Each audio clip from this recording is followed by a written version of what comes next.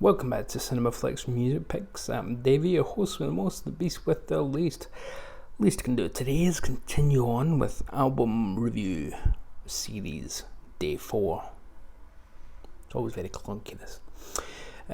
Which is our look back at my favourite 31 albums of 2022, the year that was. But the caveat being that until we get to the top 5 for the last few days in January, they're not in any particular order, so they're all joint 6th. Okay, and actually, this would definitely be the top 10 if I was doing a top 10. It's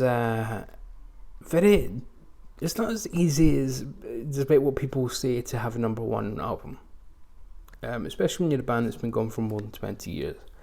Muse have had 7 in a row. Yeah, Muse, 7 number one UK albums in a row. Boom, boom, boom, boom, boom. Bum bum. So 7 in a row, which is just a remarkable achievement by any standards, and it's not that easy unless you're Ed Sheeran. Maybe it is easy after all if he can do it. Oh well. But Muse, Will of the People, came out this past year, and wowee. This is my favourite Muse album, maybe since Black Holes and Revelations. I've been a fan since the very early 2000s. I remember well before Black Holes and Revelations, and I think Showbiz was the first one I got. And what I love about Muse is that people can't accuse them of they've gone for this bigger sound to appeal to the stadiums or anything like that. Muse had that when they were selling no records and they were just a struggling band trying to make it. Muse already had that massive, huge sound. They were a band waiting for the stadiums to find them.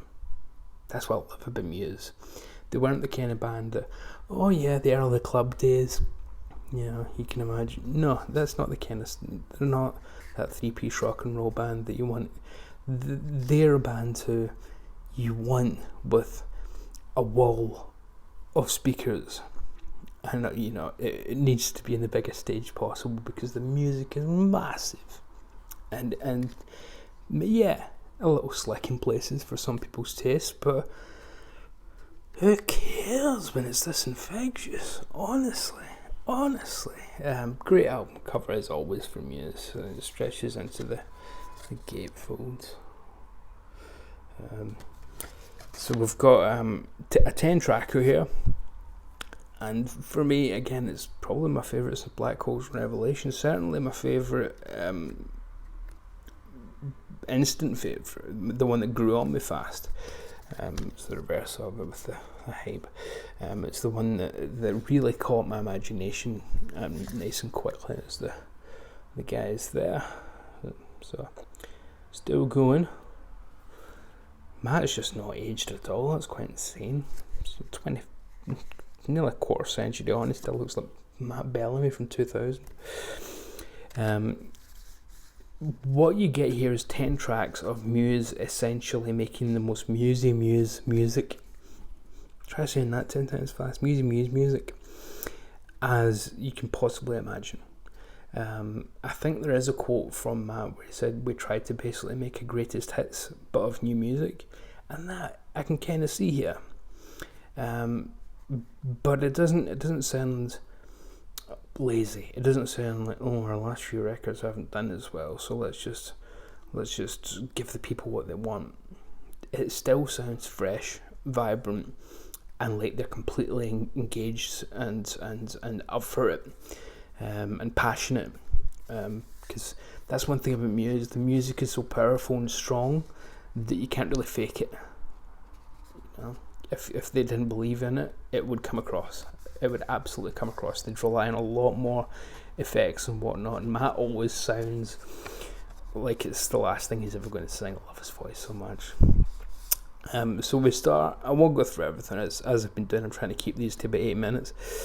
But we start with the title track, the will of the people, the will of the people, the will of the will, the will of the people, the will of the people, the will of the will of the... That's a really crunching track that sounds like Summertime Blues by Eddie Cochran meets Marilyn Manson's The Beautiful People. And what a sublime match that is. Shouldn't work, absolutely does. And most of these tracks are actually kind of protesty, especially towards the start.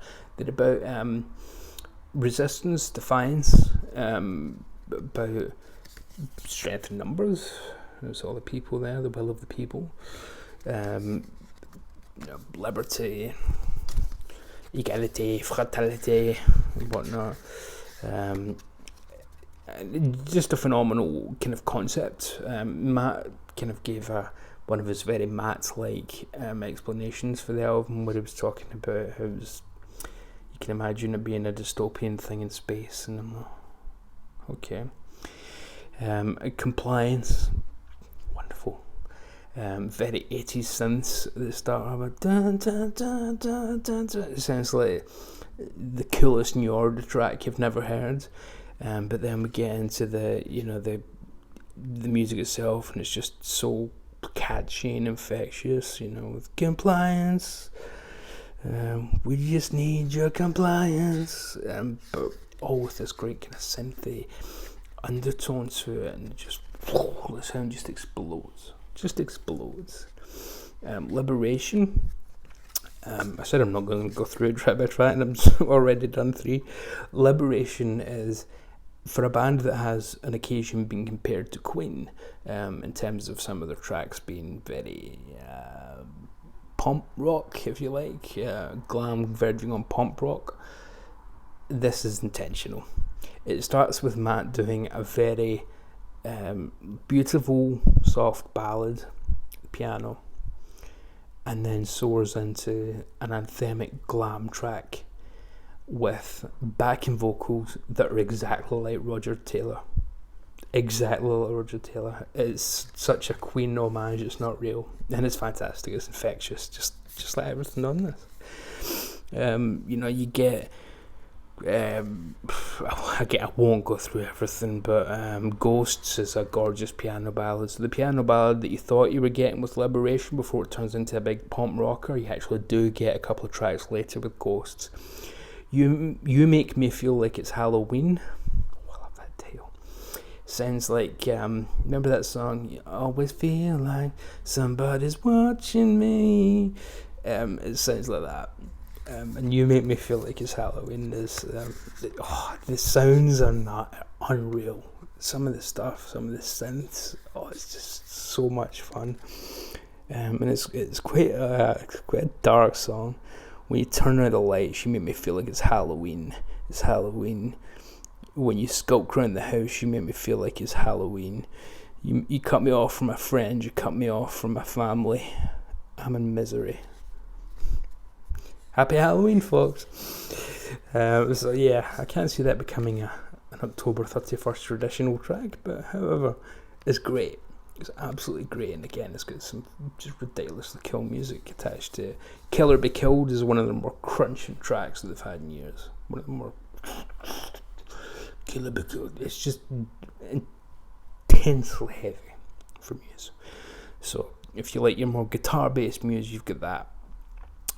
Track 10 very much appeals to my sensibility. It's called We're Fucking Fucked.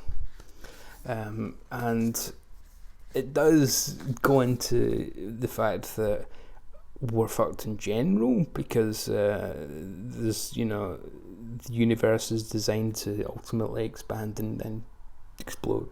We'll all, creation will just cease. But then it also talks about how we've got wildfires and earthquakes and a life in crisis, a deadly virus. Somehow he makes that rhyme. We're all fucking fucked. It's very much okay, this is an album of defiance, but ultimately we're probably gonna lose, but it's probably worth the fight anyway. And I love that from Matt. He's always going to, give you the message that it's still worth getting up and giving it one more shot, even though we're all fucked in the end. Enjoy yourself. It's later than you think, as the song goes. But yeah, can't recommend this highly enough. If you're someone who's fallen off the Muse train in the past maybe 10 years, 15 probably, since they were really, really, really at their peak. Live, they've always been massive, but in terms of like permutation of the pop culture, it's probably since that Black Holes period, on for a few years that they really captured the zeitgeist. Get back into them with this. It is phenomenal stuff. You will hear the familiar made new, referencing the past. So, what's old is new again. Nothing new under the sun. Too many metaphors and cliches going on here. Gosh, I've gone over 10 minutes. I say I'd try and keep these to 8, but it's Muse. Anyway, stay very safe out there, and love and mercy, my dears. Love and indeed mercy. I'll see you tomorrow for pick 5 of our albums of 2022.